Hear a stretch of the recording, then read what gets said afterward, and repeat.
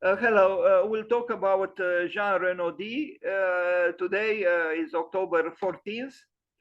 Very important and very interesting and challenging French architect.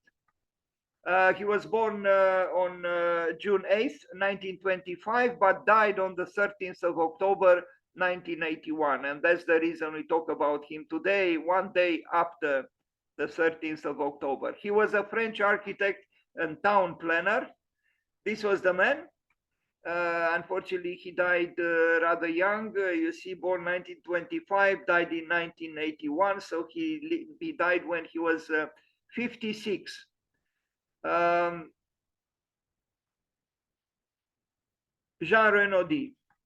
Let's read a little bit about him.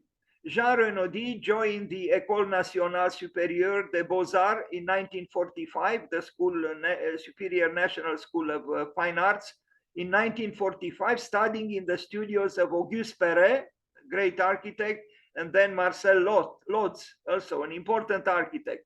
Gaining his architect's license in 1958, he founded l'Atelier de Montrouge with Pierre Riboulet, Gérard Tournoet, and Jean-Louis Verret. He practiced a form of architecture that, due to its starkness and the simplicity of its plastic effects, is described as brutalist.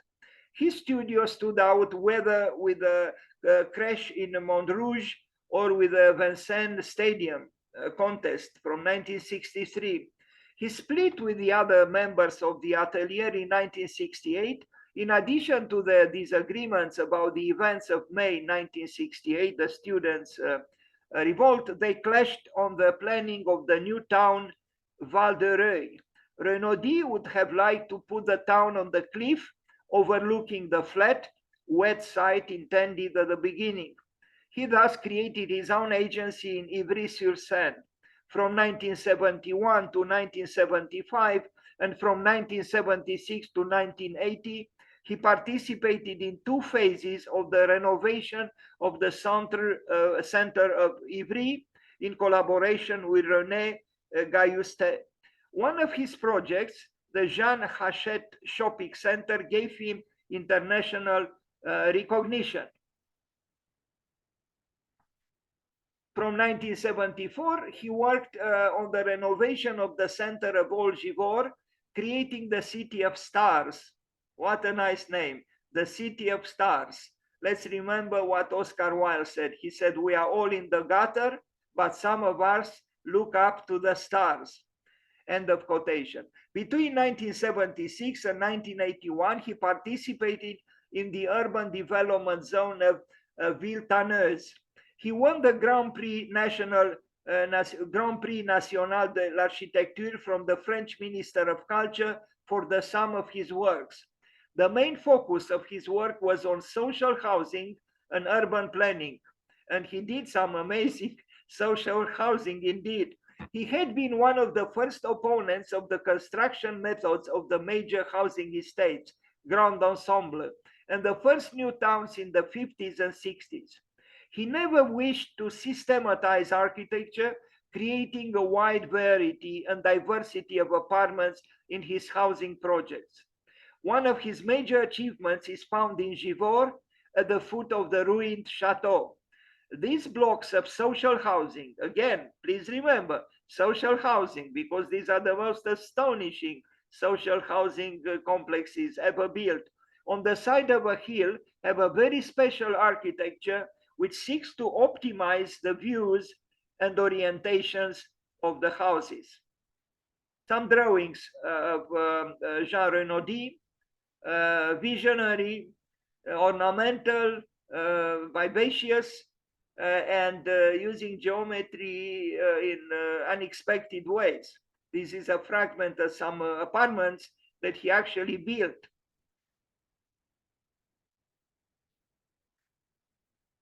As you can see, he has these drawings could be described as almost utopian or visionary, but he actually built some of them and or some schemes based on such drawings.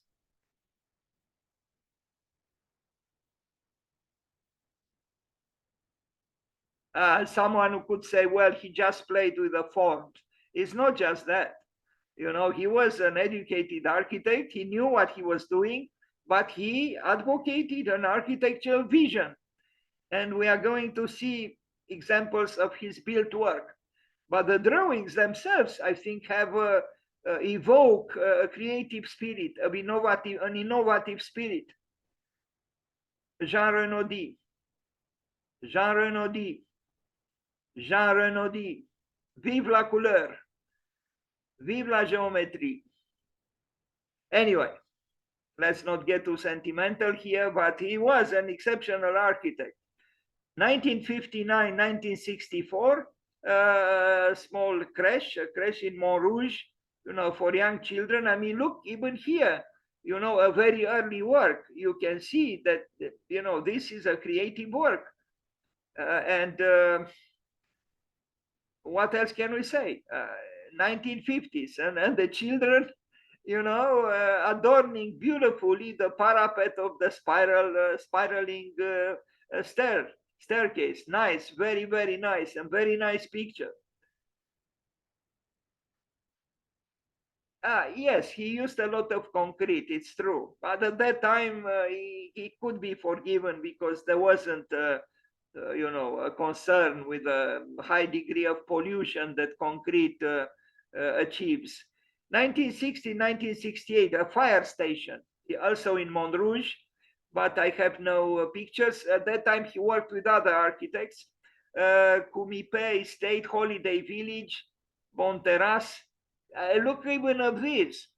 I mean, yes, there is an architectural vigor because of the concrete, but the way the wood is incorporated in the concrete work and participating to the duality concrete wood, concrete wood, concrete wood, I think is remarkable. By today's standards as well. If this was built in our time, it would have been hailed as a revolutionary, almost revolutionary housing project. A school, 1970, École des Plans, Cergy-Pontoise. Even here, you know, experimenting with the hexagon. Again, it is just in the case of Anna Heringer, of whom we talked earlier. We see the attempt to bring joy and playfulness into possibly morose project, that of a school. Here, colors, no? And the articulation of these pavilions and you know, the identification through color of various I guess you know, the coloring may be changed in time. I see this is different from what we saw earlier, but nevertheless, it is a school that proclaims the importance of innovation and playfulness, and not just in plan, but also in section, as you can see. The hexagon appears also in the section. Jean Renaudie, architect. Not bad. It's clear to me that good architects are almost against schools. I mean, they love schooling, they love education, but they also like to sabotage the schools through playfulness, through color, through unusual geometries, through configurations which are almost rebellious. Why not? They love freedom. Good architects, like good artists, like good writers, like good musicians, love freedom. Let's not forget what Maria Olbrich wrote on the facade of the secessionist building in Vienna. To each time its art, and to art its freedom. And I'm sure he included architecture. 1970, 1972, Opération Daniel Casanova in Ivry-sur-Seine with 80 houses, shops and offices, in collaboration with his partner René Gailloustet. I don't know if I pronounce well. He tried at a large scale to bring in his studies in, you know, informality, but based on geometry that we saw earlier. Now, just compare the buildings in the background with the buildings in the foreground. there are two radically different conceptions about housing, even about modernity. This is a different kind of modernity. It is a modernity which assumes the labyrinth, which assumes aleatory values, which assumes identification of the units in various ways, which welcomes variety. There is variety, there is multiplicity, but there is also unity. But it's a unity very different from what we saw there in the background, the typical blocks of flats. And, drawing, studies of Jean Renaudie. But you saw he built it. Look at the site plan. It's almost like an Oriental, a Persian rug. Why shouldn't it be like this? I mean, it's so very different now from Ville Radieuse by Le Corbusier. The very opposite, in fact. Excellent architect, Jean Renaudie. And look at the apartments. In many schools of architecture, this kind of spatial configuration is discouraged. Well, many professors in their moroseness say you cannot furnish a triangular room. Why not? Why not? Here you can see very well that is very, very possible. The truth of the matter is most professors are afraid of freedom, are afraid of exuberance, but that was not the case of Jean Renaudie.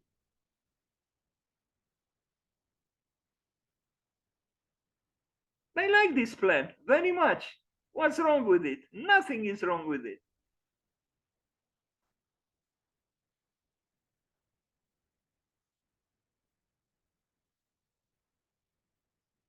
And it's not just a sketch. It was built.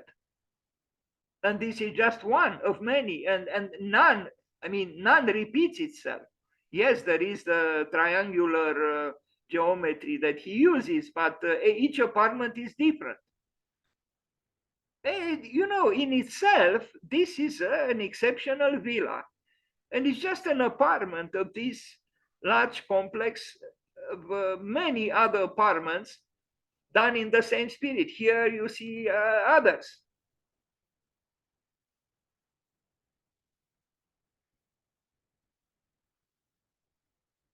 I wonder what Le Corbusier would have thought of Jean Renaudie, because he was, as we know, a great adversary of the zigzagging of the donkey. So he probably would have thought that Jean Renaudie is good friends with the donkey. Well, let us not forget, Le Corbusier himself later changed his mind and wanted to build a monument to the donkey in India when he was older. So I like to imagine that he would have liked the work of Jean Renaudie, zigzagging as it is. And it is zigzagging. And this is its virtue, actually.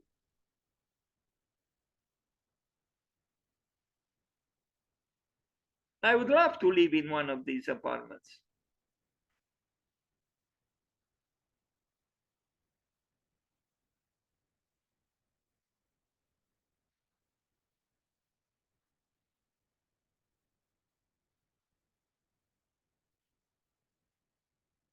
And I think even Fujimoto would have loved these apartments, because I see in the,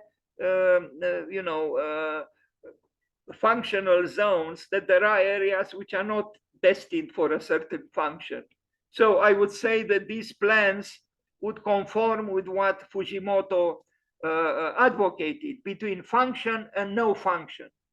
And I think those spaces which have no prescribed function are actually very, very useful and enticing to the inhabitants, to the users of those spaces. But these are large complexes, and there are various situations. I would say that probably there are very few repetitions. There is unity, but there is also variety. So, as I said, there is multiplicity in unity, and this multiplicity is something that is almost completely absent in most conventional blocks of flats. Now, if these are also social housing, this is even more amazing. In other words, they are not built for an elite, but for the underprivileged. Not bad at all. This could have been a villa by a famous architect today, no? And this is just an apartment in this complex of many apartments built by Jean Renaudie.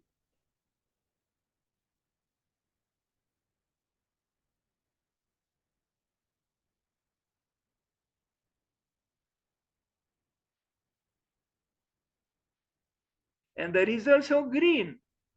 And the bushes, the grass are not afraid of the astuteness of the triangles. So this work would have been relevant and is relevant even for our time. You see how the ivy and the green loves to climb on enticing structures. Well, if given freedom, the green loves to climb on anything. So let's give freedom to the grass, to the green, to the ivy, if we cannot give freedom to ourselves.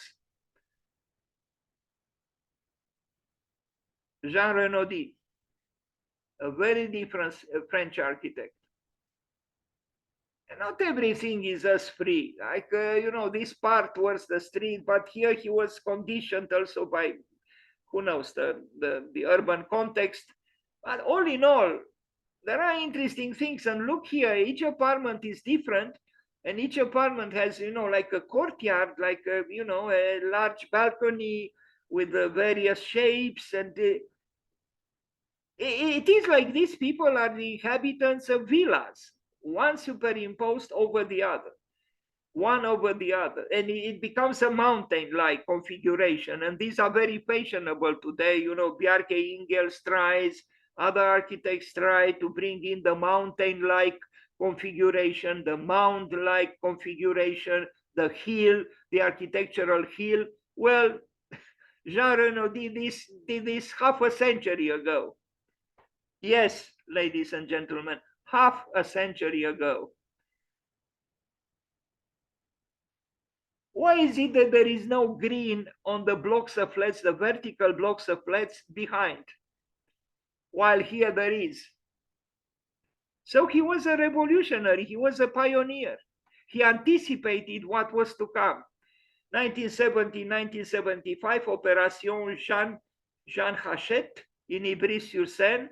We built several such complexes, you see, with shops, offices, and cinema, again in collaboration with Renée Gaël Houstet. I don't know if I pronounce well her name, Gaël Houstet, I guess. It's possible she's still alive, as opposed to him who died. But I think no one would contest the virtues of verity.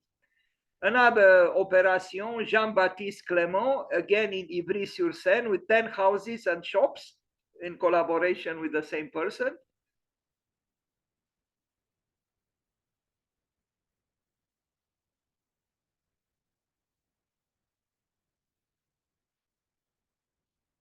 I don't think there are too many people who don't love verity. I don't think so.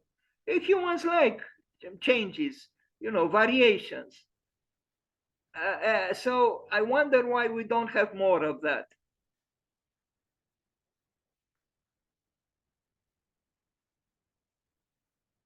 Jean Renaudie. Yes, again, he used a lot of concrete. What can we do, at the time? But it's very possible that if he lived and worked today, he would have found materials that would have been less polluting than concrete. Renovation of Old Givor in Rhône, 270 apartments, they are called houses, shops, library, crèche, theater, and police station. Cité des Étoiles in Givor, 1974. And at that time, he worked without the help of, digital technology. This was done, the project was done manually. In my opinion, this is a good text by Leopold Lambert. In my opinion, Jean Renaudie is one of the very best French architects of the last 50 years. I would agree with him. His two housing complexes in Ivry-sur-Seine near Paris and in Givors near Lyon are two very successful examples of architecture becoming urban in an era, 50s and 60s, that created what is now famous as the French suburbs catastrophe. In fact, those two housing complexes are extremely interesting in the fact that they embody a real urban density, mix several social levels, organize urban life on a multitude of stories, blur the limits between private and public areas, and supply a little piece of garden to every apartment. This architecture is full of episodes, surprising moments of beauty in an urban artifact landscape full of hideaways. Excellent, excellent description of an excellent architecture. And look at this. What architect would do something like this even today with all our help that we receive from, computers and so on? He was a man of vision, and he acted upon his vision, and he was able to build. If he would have lived 30 years more, we can imagine that he would have added other interesting works to the field of architecture and to life itself and to the culture of, you see this fragmentation that even nature loves, because there are interstitial spaces, hideaways, as Lambert described them.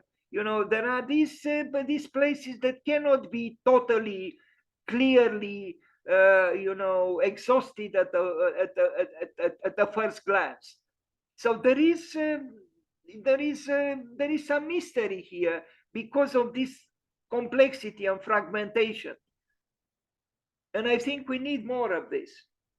There is a multitude here. Yes, there are large numbers of apartments, large number of people, but they are not crushingly totalitarian, monolithical, because the fragmentation dilutes the potentially negative aspects of large numbers. And this is to be considered, because even if this is an architectural hill or an architectural mountain, because it is composed of individualized units, this fragmentation connects with the old town, like in this case, where the houses are not very different in size from the apartments that compose the architectural hill. And yes, the pleasure, the luxury to have, little gardens, individualized, each one of them, some bigger, some smaller. This is very, very conducive to life and to creativity and to enjoy being on this earth. Yes, again, there is concrete, but the green attacks the concrete, and that's a good step forward. Urban regeneration in Saint-Martin is there with houses, offices, and shops. Here we don't see too much green yet, but imagine when this would be attacked by ivy and other plants, would be much better, as we can see already here on the first floor. Yes, Jean Renaudie. Another urban regeneration, 1975-1981. He died in 1982. There is some, unfortunately, I only have this picture, but it seems he used here brick. I only found this picture. I have to search harder. But now we arrive at the Einstein School in Ivry-sur-Seine, which was built between 1979 and 1982. And it's this one on the left. So why not have a continuum now between space and time and honor the great scientist poet? Because Einstein was a poet in the field of science. So it is a school which is part of the organism of the larger architectural mountain. With this, I end this presentation on remarkable architect, Jean Renaudie. Thank you.